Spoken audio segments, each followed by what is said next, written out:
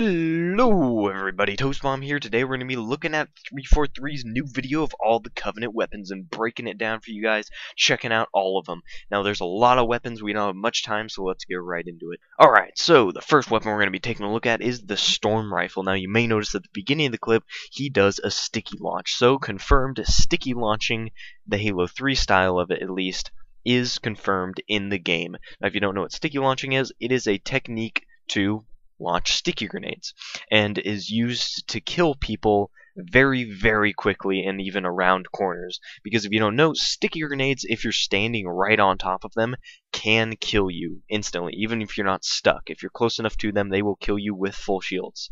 So if you sticky launch somebody, it blasts towards them really fast for about split second and then explodes right in their face and they die. It's very useful, especially on maps like Heretic and Halo 3, where you spawn with plasma grenades, so you could do this a lot and get a ton of kills doing it. Alright, now switching on to the next weapon, we get to see the Carbine. Oh yeah, and look at that guy, he gets a noob comboed right there. What was that guy doing? What do you think? Guy has a plasma pistol and a freaking Carbine. It's gonna get owned.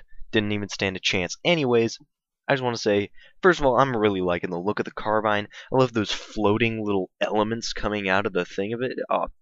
It just looks really fantastic. Also, you may notice the new medals that are on the screen. And yes, the medals are still in the game. They pop up on the screen and everything. In the most recent build at packs that they're showing off, they, for some reason, weren't showing up on the screen.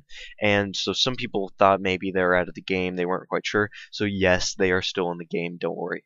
Alright, next weapon. That's right, the fuel rod gun. The snail shell is returning into Halo 4. And it looks like a beast. So you may notice that in the clip that it doesn't look like it does a whole ton of splash damage, because he shoots the guy like really close to him, like 10 feet, and he doesn't die, but he does get one shot. So it's not this massive, huge thermonuclear explosion thing that happened in Reach, where it was just insane with the explosions, with the rockets and everything. It seems to be much more compressed down in a tighter area, but still very powerful.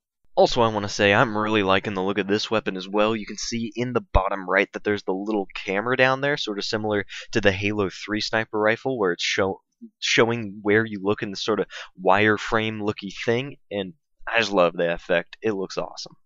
Alright, now moving on to the Needler.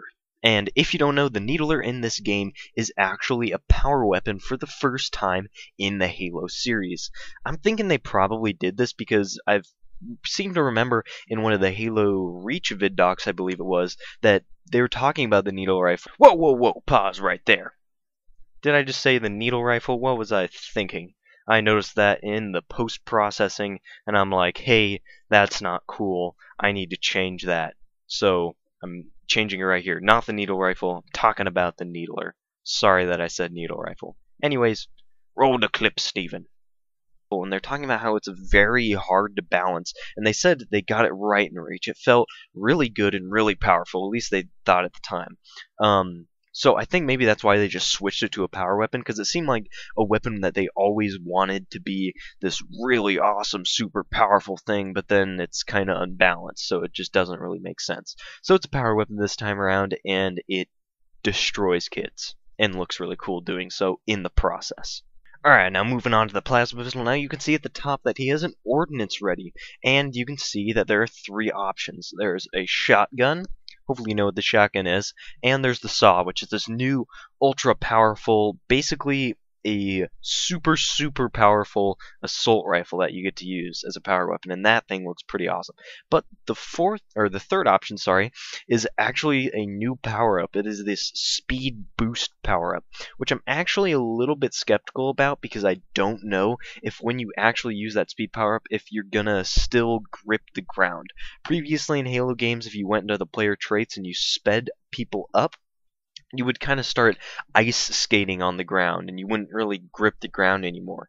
So it felt really weird. So I'm not sure how it's going to handle or control, but I hope it's pretty awesome.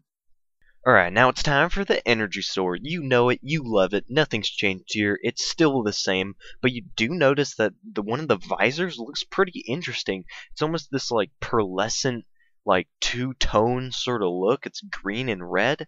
I don't know if that's just some lighting in the environment that makes it look like that, and it's really just a green visor, or what's up with that, but if there's like pearlescent visors, that's pretty cool. And yes, the concussion rifle is returning from Halo Reach. Now, people were kind of wondering where the brute shot's going. Oh no, where's the brute shot? Blah, blah, blah. Well, this is pretty much your equivalent because it functions fairly similar. Now, in my personal opinion, I don't really like the brute shot. I don't really like the concussion rifle either. I don't like how it handles. And when you're getting shot with it, I mean, it does what it advertises. It concusses you, like you can't move, you're slowed down, and it just annoys me when I get shot by it, but people seem to like it, so that's cool, I guess. Oh, and yes, the Covenant Sniper, the Beamer, is returning in all its glory. It looks a little bit different this time around, but seems to function very, very similarly, and just looks really cool. The scope on these Covenant weapons looks awesome, including the Carbine, and this one as well. And, I don't know, just a little change that I like in this game is that they changed to just say percentage. They didn't do that before in the other Halo games. It was kind of weird that it was just this arbitrary number, but now it's a percentage. So, I don't know, makes kind of a little bit more sense to the eye, but a little change that I kind of thought was cool. Oh yeah, and that's right. It's back. The hammer. The hammer that, even though brutes are no longer even in the game anymore, it's so popular because of Griffball that they had to bring it back. The gravity hammer is returning in Halo 4, and it sounds and looks amazing. And yes, I said the sound, because even though I've heard a lot of people say they kind of like the explosion noise that the hammer made before, I actually like the new noise because it's something different and doesn't just sound like because there's a lot of noises that just sound like that are in the Halo games, and having something that's has more diversity makes it easier when you're playing to pick it out of the battlefield. Also, I mean, it just sounds cool and unique, and I like that. Oh man, is that it? Oh, that's it? Oh man. Well, fortunately, I guess that's all of them. That's the end of the video. If you liked the video, though, you can leave a like or a comment. If you really like the video, you could subscribe, because I post new Halo videos every day. Thank you for watching. See you tomorrow. Bye.